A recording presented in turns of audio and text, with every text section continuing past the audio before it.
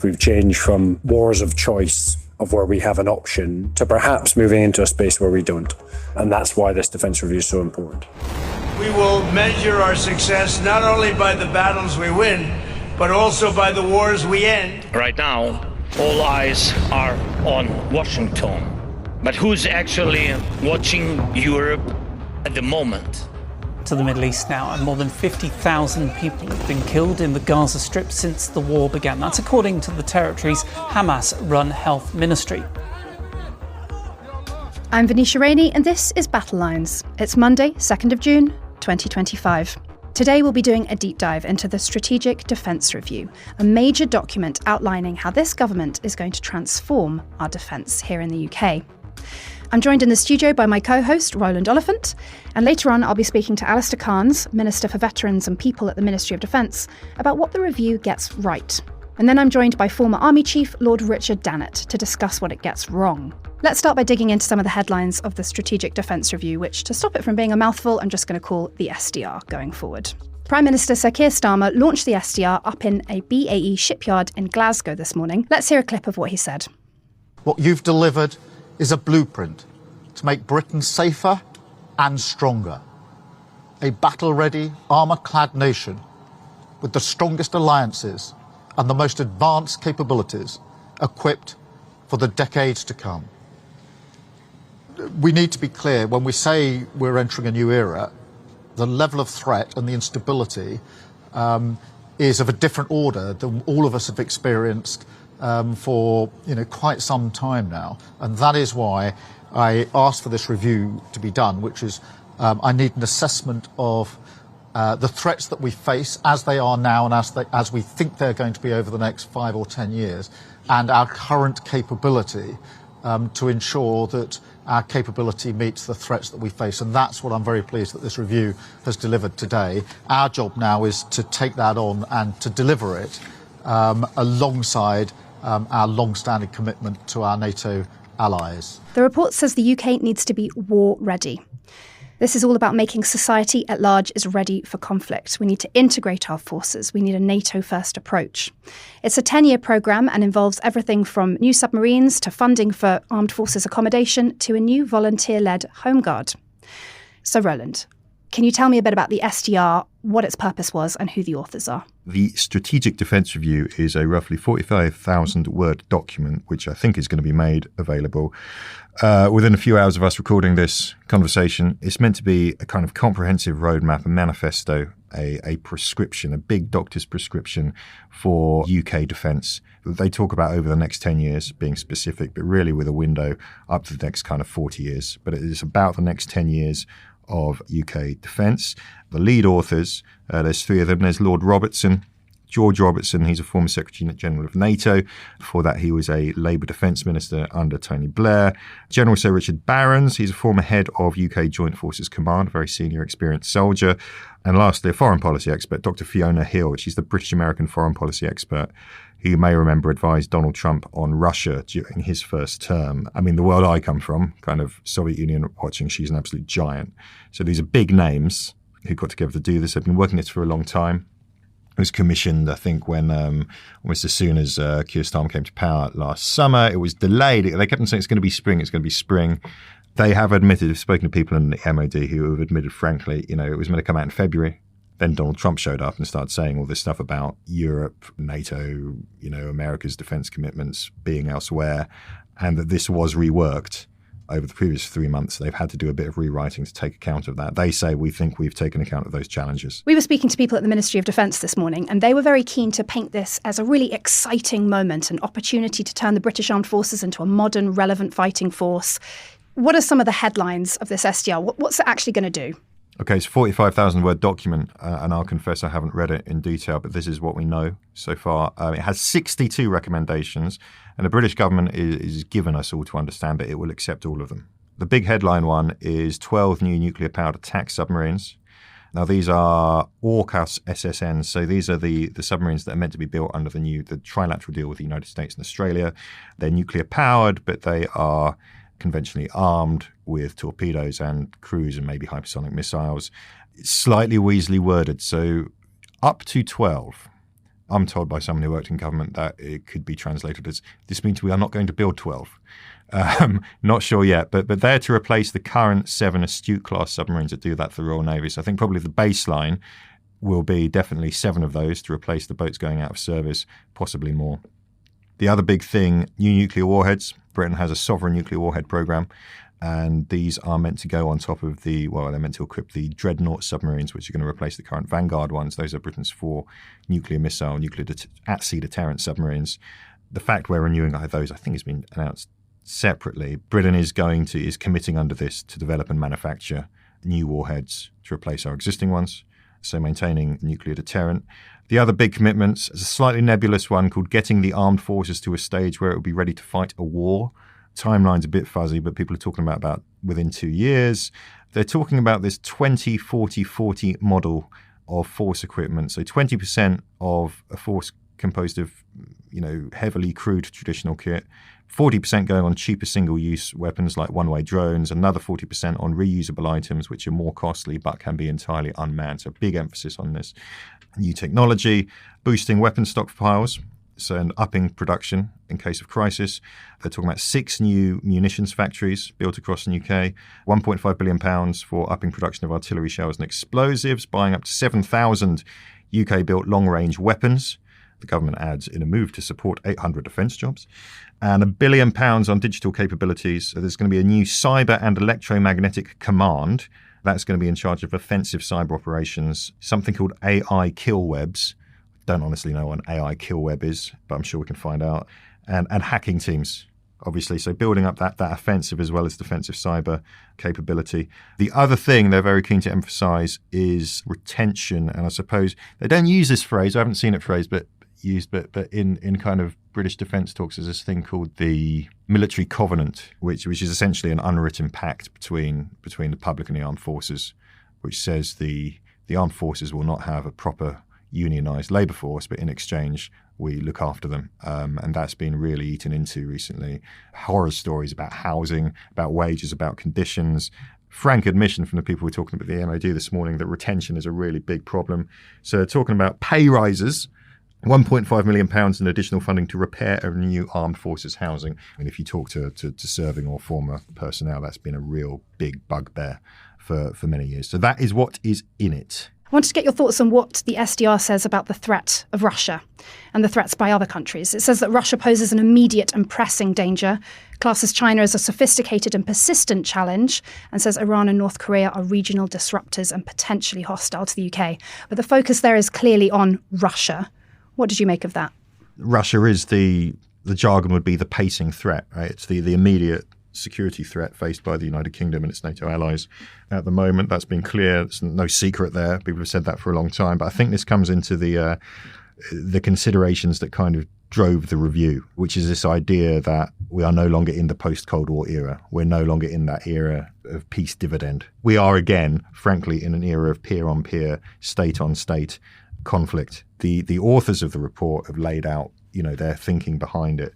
So Lord Robertson, General Barons and Dr. Hill wrote in the Telegraph on Sunday. They said that we were answering 2 important questions. The first is, what is required to ensure the UK has the military capability it needs to meet these threats that we face? This new era of state-on-state conflict, but also exacerbated by this new digital era.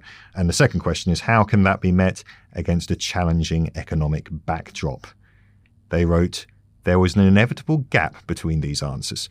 But the government's important decision to raise defence spending to 2.5% of GDP by 2027 to 2028 and vitally a 3% in the next parliament made an enormous difference. And we should come back to that in a second because it's really important, that point. So they said we had 4 considerations. The first consideration is that the relative comfort of the post-Cold War era is evaporating. The world is shaken by population growth, climate change, nuclear proliferation, the digital age, dominated by state-level confrontation. And this is the real money quote, poses risks to our country at a potentially existential level. This is about answering that threat. Part of the answer they make very clear is a NATO-first approach. So part of this report, as we mentioned at the beginning, is about responding to Donald Trump's kind of challenge to NATO. They're making very, very clear that the only effective, affordable option for the UK is NATO-first, is strengthening that alliance and doing this in concert with our allies. Their second assumption was about the arrival of the digital age. Fighting changes the way everything else changes, right? I mean, the digital evolution has changed everything. They say Russia's invasion of Ukraine shows what war really means in the digital age. It illustrates the scale and pace of change required. Their recommendation is for a bit of jargon here, a constantly evolving transformation that combines existing and new technology to make the UK most technologically enabled armed forces in Europe, ... evolving at pace from crude equipment to a never-complete blend of crewed, uncrewed, and increasingly autonomous forces. We'll get back to that 20-40-40 mix we're talking about there. So responding to that. Third point, the current UK armed forces were shaped by reductions in size, equipment numbers, and readiness in the absence of a major threat. We can talk about that in a second. And their fourth consideration, that the transformation, this extends beyond the front line. They're talking about whole of defence enterprise. So they're talking about industry as well, but they're talking about whole of nation resilience, because the recognition is we will not be fighting wars like Iraq and Afghanistan, which are really just a business for the Army, Navy, Air Force, and the Ministry of Defence. They're talking about they're basically talking about getting all of society aware and prepared for the role they're going to have to play if we end up in a war with a peer adversary like Russia. Yeah, it's really this idea that we've been fighting wars of choice for a while now, but the next war might not be a choice, I suppose. Let's hear Keir Starmer talking on the Today programme to Nick Robinson about that threat from Russia. Are you saying that under your premiership, you might, for example, have to send British troops to fight, to risk their lives, possibly to die, in defence of, say, Lithuania? I very much hope not. And in order to make sure that that isn't the case, we need to prepare, but we cannot ignore the threat that Russia poses. We've seen what's happened in Ukraine just over 3 years ago. Those tanks rolled across a border, something I think all of us thought we wouldn't really see in our lifetimes, the invasion of a European country. Russia has shown in recent weeks that it's not serious about peace, and we have to be ready. You brought up the funding of the SDR. This Labour government is committed to spend 2.5% of GDP on defence by April 2027, and they've said that there is an ambition to spend 3% by the end of next Parliament, which is 2034. Feels like a lifetime away. They haven't committed to that 3%, but that 3% is underpinning a lot of the changes that the SDR sets forward as necessary to be able to meet the current threats. Does that make this SDR essentially toothless? This is the really important point here that I kind of feel isn't being adequately addressed. The problem with this is you need to know the money's coming from somewhere. Soldiers are expensive. Like, professional soldiers are expensive. Their equipment is expensive. Fighting war is expensive. Feeding them is expensive. Getting them into theatre is expensive. If the money isn't there, this isn't going to happen. And that's why I kind of raised that weasel sentence about up to 12 new submarines. Up to. We're really going to get there. I think it's a real issue for the government in terms of how they're perceived by adversaries like Russia or like China or whoever else. If you're, sitting in the Kremlin watching this, if you're down at the Russian embassy, like, preparing your report back to Moscow, as I'm sure they'll be doing this afternoon, they might point out that, look, this is all costed for this, but the government is clearly cautious about committing to it. Does that mean they're really committed to reaching these goals or to fighting if necessary? And it makes quite a difference from places like Poland and the Baltic states, and where the money is already being spent. I think this question of the money, is it actually on the table or not, really has to be addressed. And I think saying, I'm sure it will be there, but it's not there yet, it should leave people a bit uneasy about how committed the government is to actually delivering on this. And then just finally, there's been a lot of talk about Britain's nuclear capabilities. There was a report in the Sunday Times over the weekend that ministers were considering whether to restore an air-launched nuclear deterrent by buying some F-35s from America. Britain is the only big nuclear power that only has one method of delivering a nuclear weapon. That's obviously from submarines at sea. What have we heard today in terms of our nuclear deterrent? So this is another question that has to be resolved. As you said, we've had an at-sea deterrent for a long time. Most other nuclear powers are able to deliver in other ways, and especially, frankly, since Donald Trump came to power. And there is a lot more emphasis and focus on the British and the French nuclear deterrents in terms of the umbrella for Europe. There is a live debate about whether it's time for the Royal Air Force to get back its air-launched capability. It used to exist. there's no reason, I suppose, it couldn't again. But that is definitely going to be a live debate, I would say, over the coming year in defence circles. Great. Roland Oliphant, my co-host on Battlelines. I'm sure we'll be coming back to this subject in the future. Coming up after the break, we hear from a government minister about what the SDR gets right and a former army chief about what it gets wrong.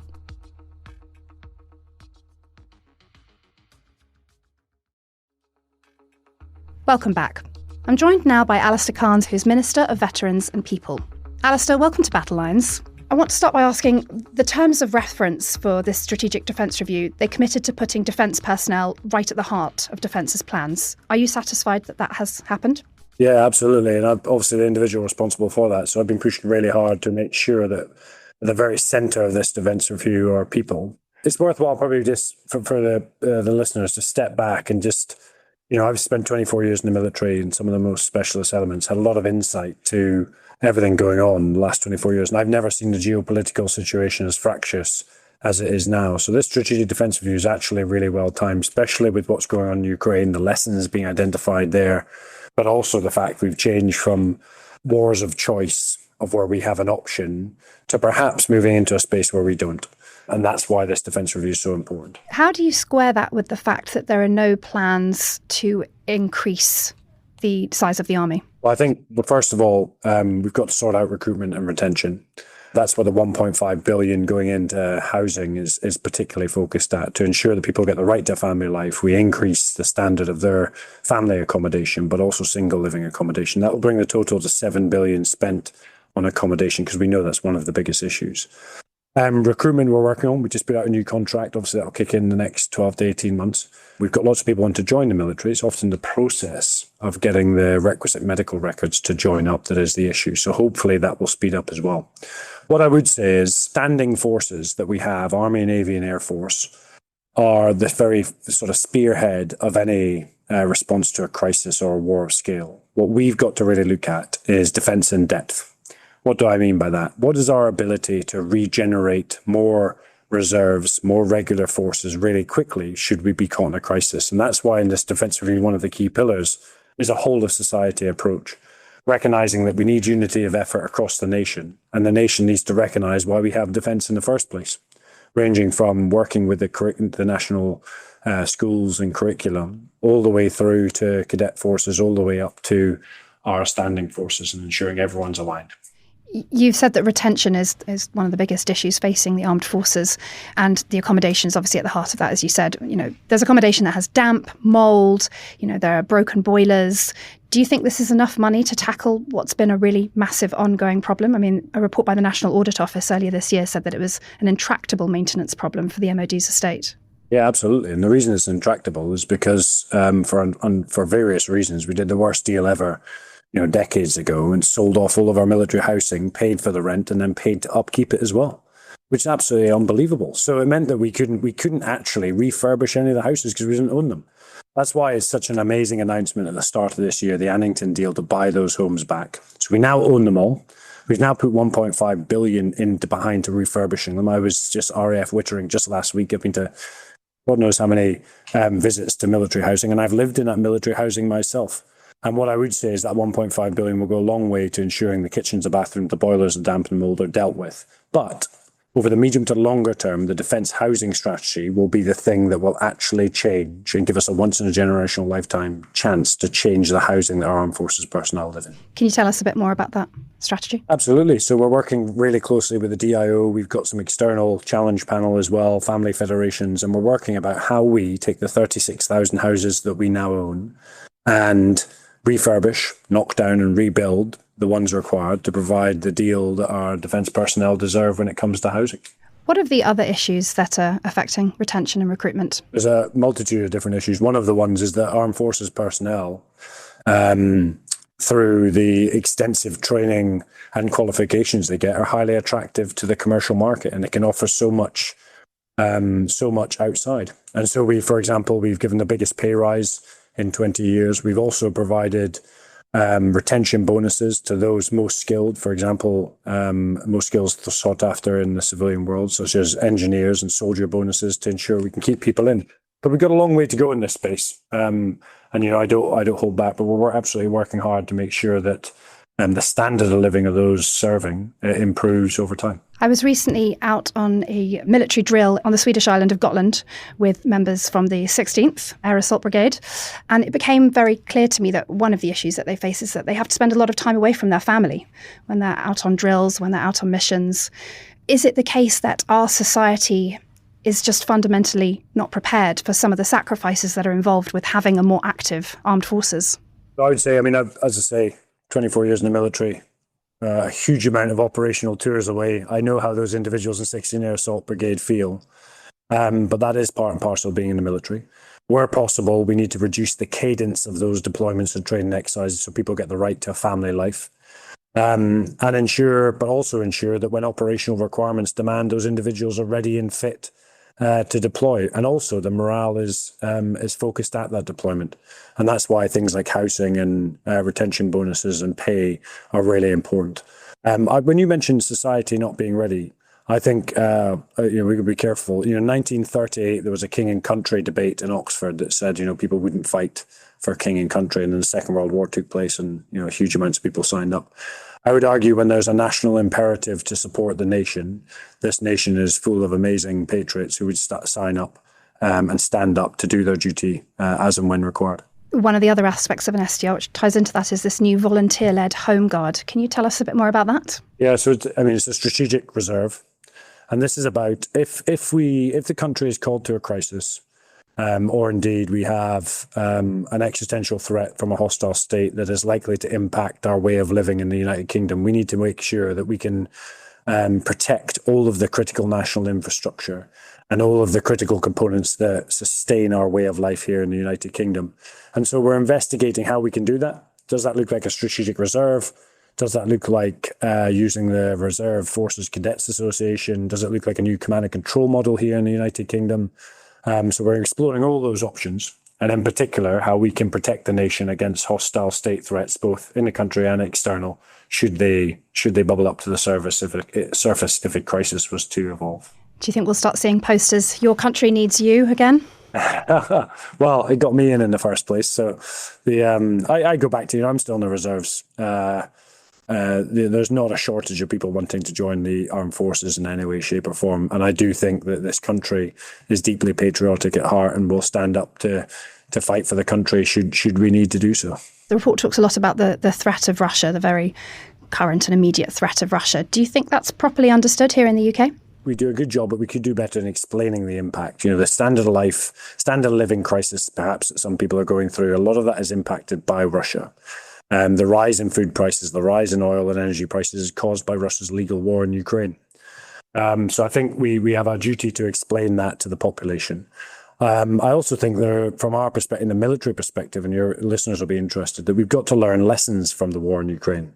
There's thousands of first-person view attacks a day. The drones have caused more casualties in artillery for the first time since the First World War. And it's important we learn those lessons, pull those lessons as defence, and change our training tactics and procedures to adopt those lessons and make sure they're combined with some of our heavier conventional equipment to provide a potent mix of military capability. You mentioned the cost of living crisis. In order to fund all of this, Keir Starmer's government has already committed to bringing up defence spending to 2.5% of GDP by next April. But the main ambition, as they're phrasing it, is to get to 3% by the end of the next Parliament, 2034. Feels like a long time away. Does that effectively undermine the Strategic Defence Review if the money's not actually there? No, I think that the Prime Minister said today he's 100% confident we'll move to 3% in the future. For anybody in uniform listening to the podcast or interested in defence, this is the first time individuals can look forward for the next 10 years and see an increase in defence spending. That's huge.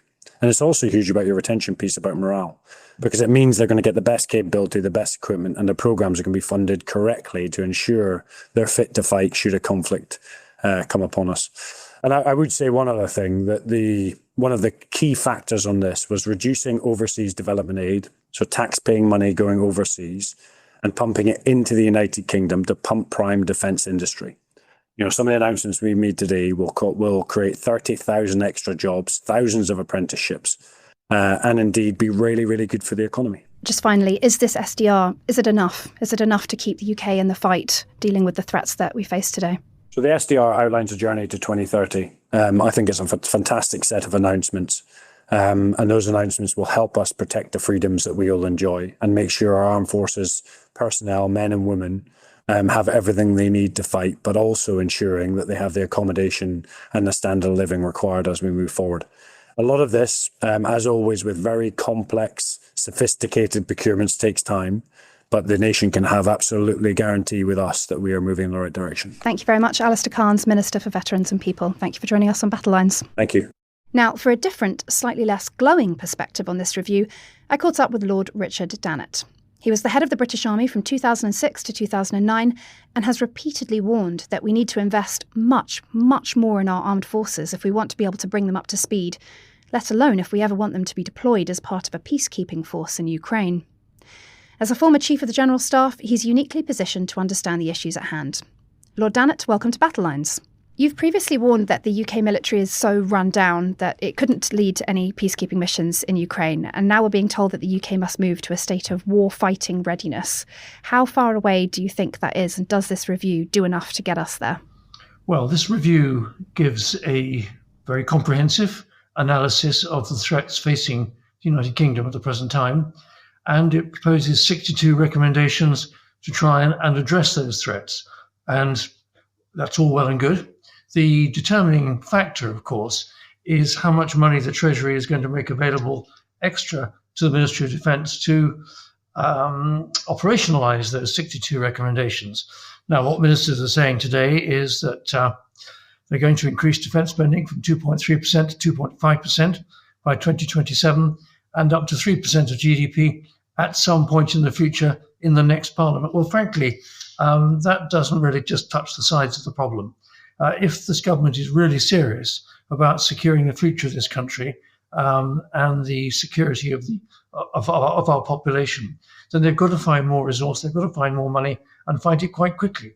And frankly, saying that we're not going to go to 3%, perhaps until as late as 2034, is tantamount to, well, back in 1937 saying to Adolf Hitler, hey, please don't attack us until 1946 because we won't be ready.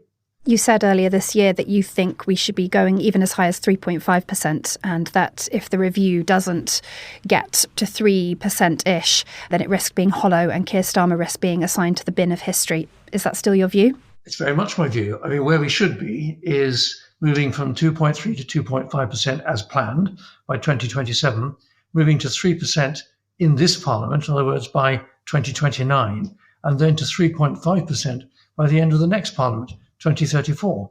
Now, when Keir Starmer or John Healey goes to the NATO summit in a week or two's time, they're going to be told very clearly by Mark Rutte, the Secretary General of NATO, that 3.5% is the figure that European member states of NATO should be aiming for.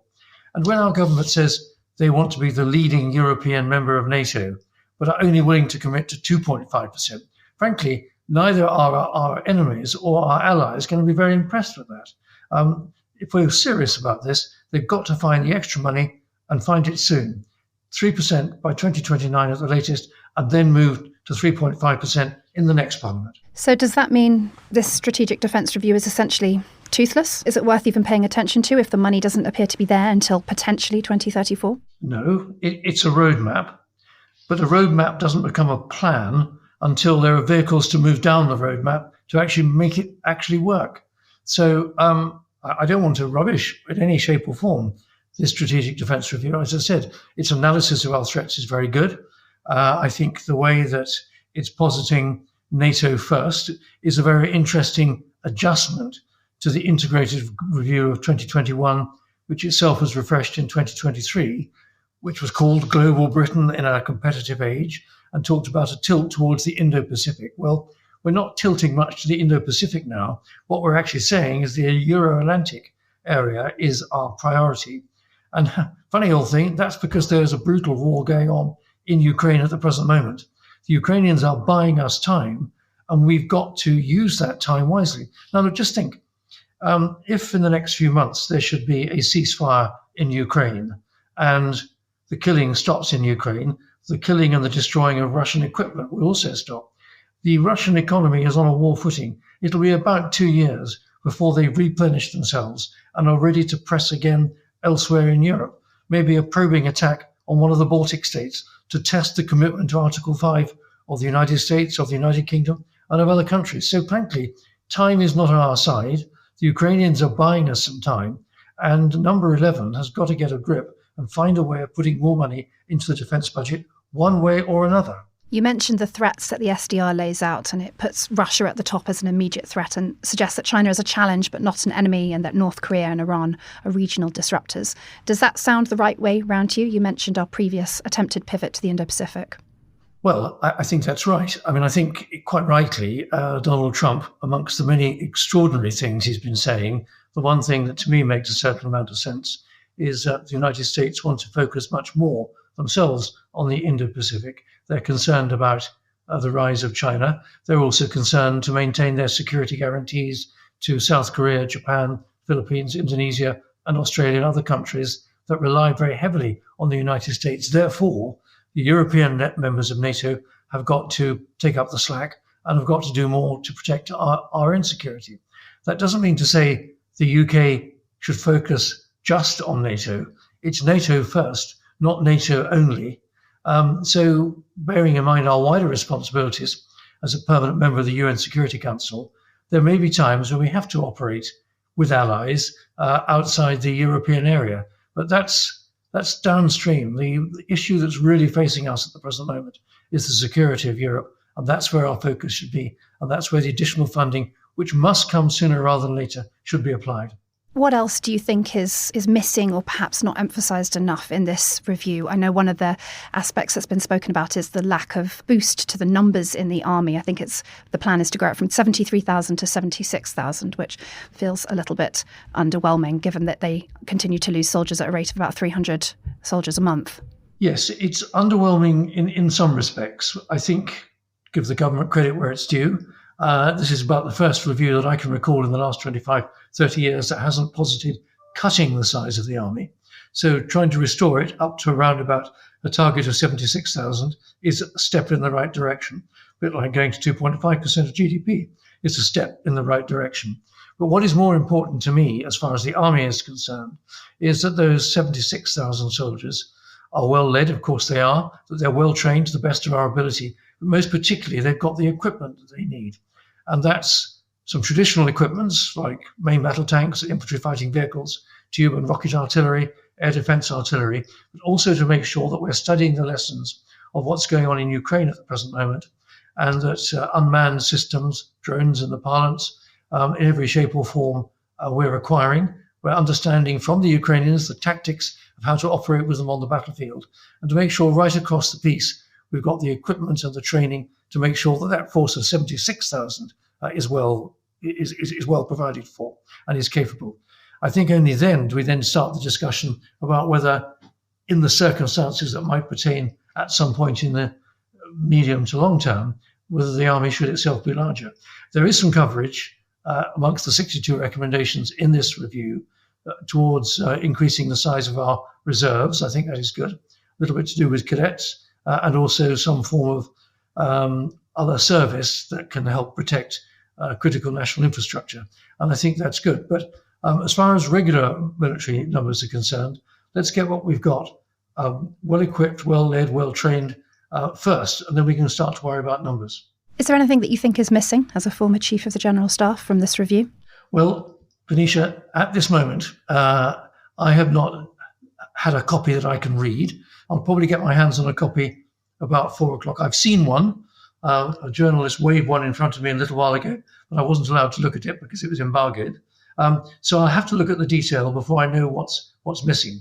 We know what's there because a lot's been trailed over the last few days. But my big point is, and I think this is where we have to agree, is that if those 62 recommendations are a good roadmap towards dealing with the security threats facing us, it's only going to work if there is enough fuel in the tank, if you like, to make these things happen.